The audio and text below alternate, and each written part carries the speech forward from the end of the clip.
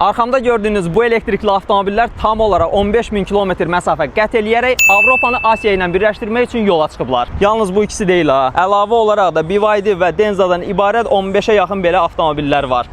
Çünki bu layihənin əsas təşəbbüskarı BYD Avropadır. The Marco Polo proyekt adı altında 700 il bundan qabaq Marco Polo'nun İtaliyadan Çinə doğru hərəkət etdiyi qədim İpək yolunu yeni İpək yolu adlandıraraq BYD avtomobilləri ilə yenidən təkrarlamağa qərar veriblər. Və avtomobillər hazırda BYD Abşeron mərkəzindədirlər. Avtomobilləri göstərim mən sizə. BYD-nin Yuanlap modeli var, tam elektriklidir. Seal-U, yəni Song Plus, bunlar hər biri plug-in hibrid avtomobillərdir və Almaniyadan qoşulan iştirakçılardır. Əlavə olaraq da İtaliyadan qoşulan Seal-6 bir Touring modeli var. Həmçinin İtaliya və Almaniyadan qoşulan yenə də Atto 3 modeli var. Almaniyadan qoşulan Song Plus modelləri var. Sea-Line 7 modeli var. Burada da Niderlanddan qoşulan Denza'nın Minivan modeli var. Plug-in hibrid bir avtomobildir.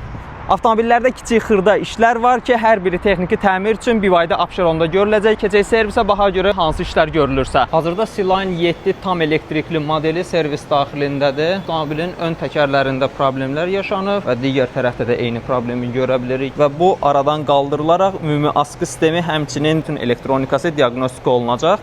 Digər bayırda dayanan avtomobillər isə artıq bütün problemləri həll olub və diaqnostika olunub yola çıxmağa hazırda sonuncu bu qalıb. Layihənin əsas göz bəbəkləri isə bu iki tam elektrikli Denza Z9 GT modelləridir.